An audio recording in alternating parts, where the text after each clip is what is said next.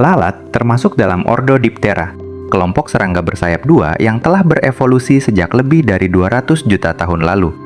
Nama Diptera sendiri berarti dua sayap, ciri utama yang membedakan lalat dari sebagian besar serangga lain. Sayap belakang mereka tidak berkembang menjadi sayap penuh, melainkan berubah menjadi struktur kecil bernama halteres. Organ ini berfungsi sebagai giroskop biologis, membantu lalat menjaga keseimbangan ekstrim saat terbang cepat dan bermanuver tajam di ruang sempit. Kemampuan terbang lalat bukan sekedar cepat, tetapi presisi. Mereka mampu mengubah arah dalam sepersekian detik, berhenti mendadak, lalu lepas landas kembali. Hal ini dimungkinkan oleh sistem saraf yang sangat efisien dan otot terbang yang bekerja pada frekuensi tinggi. Dalam 1 detik, lalat dapat mengepakkan sayap ratusan kali, menciptakan gerakan yang hampir mustahil diikuti oleh predator. Mata majemuk lalat adalah salah satu alat visual paling efektif di dunia serangga. Terdiri dari ribuan unit kecil bernama omatidia, mata ini memberi sudut pandang hampir 360 derajat. Lalat tidak melihat dunia sebagai gambar tajam seperti manusia, melainkan sebagai mosaik gerakan.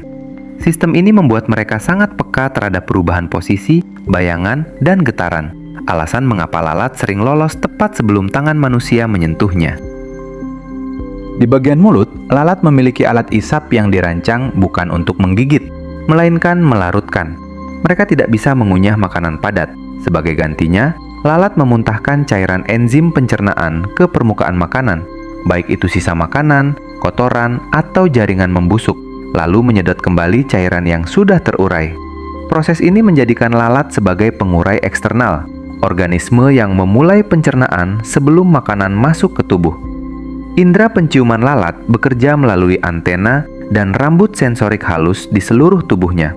Mereka mampu mendeteksi senyawa kimia dari jarak jauh, terutama bau fermentasi dan pembusukan. Inilah sebabnya lalat sering muncul tiba-tiba di tempat sampah atau bangkai. Bagi manusia itu kebetulan, bagi lalat itu adalah sinyal biologis yang sangat jelas.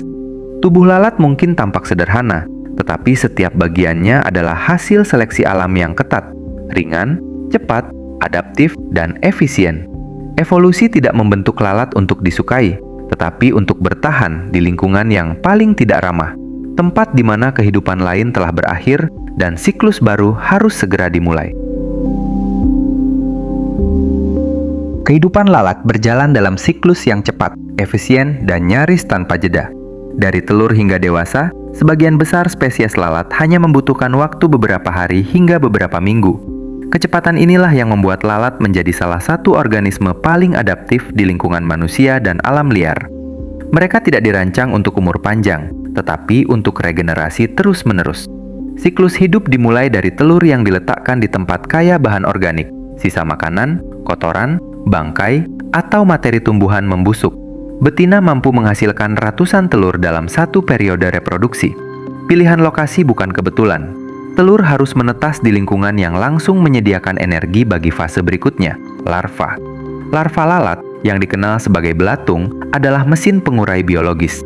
Tubuhnya lunak, tanpa kaki, dan sepenuhnya berfokus pada konsumsi. Mereka memakan jaringan membusuk dengan kecepatan tinggi, memecah protein dan lemak menjadi bentuk yang lebih sederhana. Dalam proses ini, belatung menghasilkan panas dan mempercepat dekomposisi.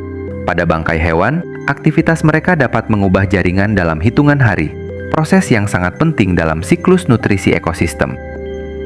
Setelah mencapai ukuran optimal, larva berubah menjadi pupa. Pada tahap ini, lalat tidak makan dan tampak tidak aktif. Namun di dalam cangkang pupa, reorganisasi biologis besar terjadi. Jaringan larva dihancurkan dan dibangun ulang menjadi struktur dewasa, sayap, mata majemuk, sistem saraf, dan alat reproduksi. Transformasi ini adalah salah satu metamorfosis paling efisien di dunia serangga. Lalat dewasa muncul dengan satu tujuan utama, menyebar dan bereproduksi. Mereka tidak membangun sarang, tidak merawat keturunan, dan tidak mempertahankan wilayah. Strategi mereka adalah mobilitas dan jumlah. Dengan kemampuan terbang tinggi dan siklus hidup singkat, lalat mampu menjajah lingkungan baru dengan cepat, termasuk ruang yang baru saja ditinggalkan organisme lain. Dalam konteks ekologi, strategi ini menjadikan lalat sebagai spesies oportunis sejati. Mereka hadir di awal pembusukan, mendominasi fase transisi antara kematian dan kehidupan baru. Di tempat yang bagi manusia tampak kotor dan tidak layak, lalat justru menemukan peluang evolusioner. Kecepatan hidup mereka bukan kelemahan, melainkan kunci keberhasilan bertahan selama ratusan juta tahun. Di balik reputasinya sebagai pembawa penyakit dan pengganggu kehidupan manusia, lalat memegang peran ekologis yang jauh lebih penting daripada yang sering disadari.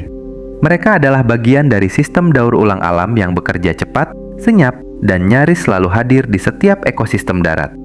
Tanpa lalat, proses penguraian akan berjalan jauh lebih lambat dan banyak energi biologis akan terperangkap dalam bentuk bangkai dan limbah organik.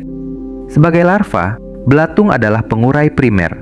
Mereka memecah jaringan mati menjadi senyawa yang lebih sederhana, membuka jalan bagi bakteri dan jamur untuk melanjutkan proses dekomposisi. Aktivitas ini mempercepat pengembalian nutrisi ke tanah, terutama nitrogen dan fosfor, dua unsur penting bagi pertumbuhan tumbuhan. Di alam liar, keberadaan lalat membantu mencegah penumpukan bangkai yang dapat menjadi sumber patogen berbahaya bagi organisme lain. Lalat dewasa juga berperan dalam penyerbukan, meskipun jarang mendapat perhatian seperti lebah atau kupu-kupu. Banyak spesies tumbuhan, terutama yang berbunga kecil, berbau kuat, atau tumbuh di lingkungan lembab dan teduh, bergantung pada lalat sebagai penyerbuk utama. Saat hinggap untuk mencari nektar atau cairan organik, tubuh lalat yang dipenuhi rambut halus menangkap serbuk sari dan memindahkannya ke bunga lain. Dalam ekosistem dingin atau dataran tinggi, lalat bahkan sering menjadi penyerbuk paling dominan. Dalam rantai makanan, lalat adalah sumber energi penting. Mereka menjadi mangsa bagi burung, katak, kadal, laba-laba, ikan, dan berbagai serangga predator. Keberadaan lalat dalam jumlah besar memastikan aliran energi dari materi mati menuju tingkat trofik yang lebih tinggi. Jika populasi lalat menurun drastis, banyak spesies pemakan serangga akan kehilangan sumber makanan utama, memicu ketidakseimbangan yang merambat ke seluruh ekosistem.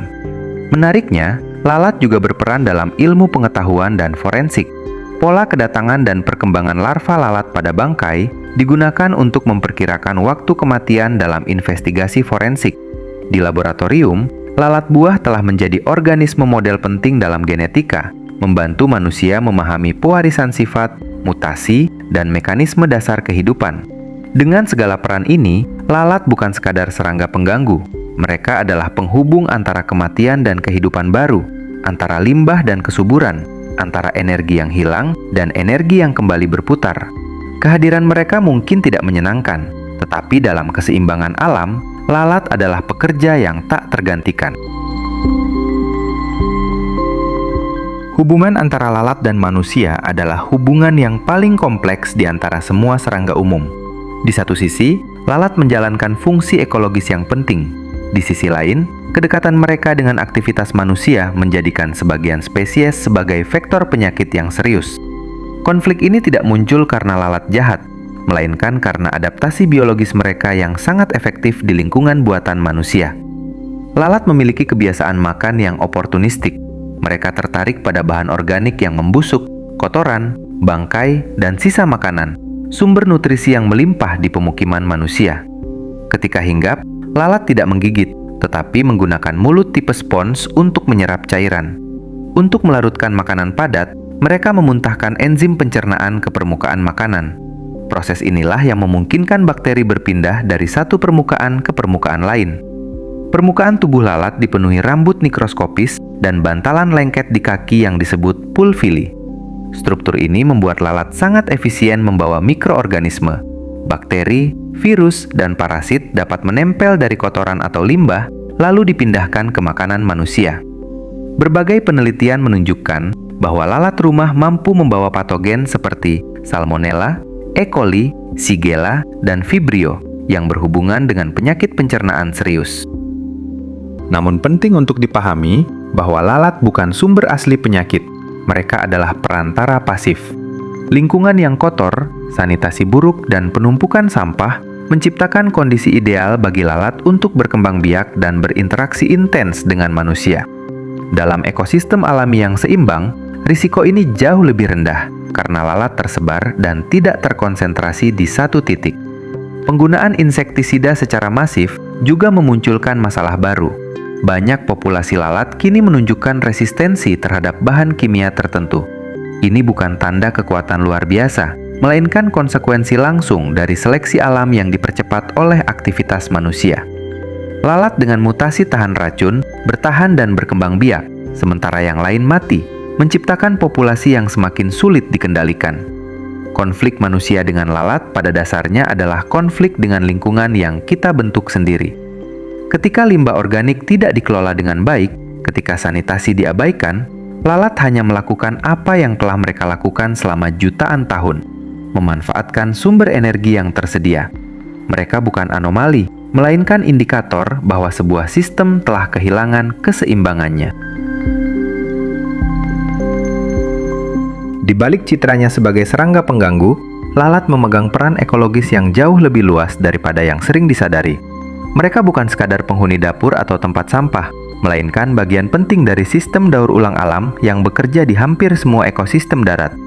Tanpa lalat, proses penguraian organik akan berjalan jauh lebih lambat, dan banyak siklus nutrisi akan terhambat. Sebagian besar lalat menjalani hidupnya sebagai larva, tahap yang justru paling penting secara ekologis. Larva lalat, yang sering disebut belatung, adalah pengurai sangat efisien. Mereka memakan jaringan organik yang membusuk, bangkai hewan, sisa tumbuhan, dan limbah biologis. Dengan memecah materi ini menjadi partikel kecil, larva lalat mempercepat kerja bakteri dan jamur pengurai, mengembalikan unsur hara seperti nitrogen dan fosfor ke tanah dan air. Dalam ekosistem alami, belatung memainkan peran krusial dalam membersihkan bangkai. Tanpa mereka, bangkai akan bertahan lebih lama, meningkatkan risiko penyebaran patogen dan menarik predator dalam jumlah besar. Proses dekomposisi yang cepat justru membantu menekan akumulasi penyakit di alam. Karena itu, di hutan, savana, dan lahan basah, lalat berfungsi sebagai petugas sanitasi biologis yang bekerja tanpa henti. Peran lalat juga terlihat dalam rantai makanan. Telur, larva, dan lalat dewasa menjadi sumber energi penting bagi burung, ikan, amfibi, reptil kecil, dan serangga predator. Banyak spesies burung sangat bergantung pada lonjakan populasi lalat musiman untuk memberi makan anak-anaknya. Hilangnya lalat dari suatu habitat dapat memicu penurunan populasi predator kecil secara berantai. Beberapa kelompok lalat bahkan berperan sebagai penyerbuk.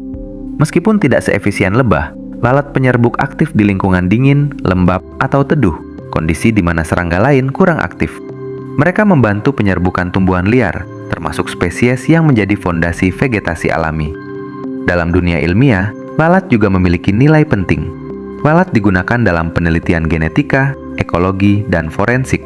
Studi tentang perkembangan larva pada bangkai membantu memperkirakan waktu kematian dalam ilmu forensik, sementara penelitian genetika pada lalat buah telah membentuk dasar biologi modern.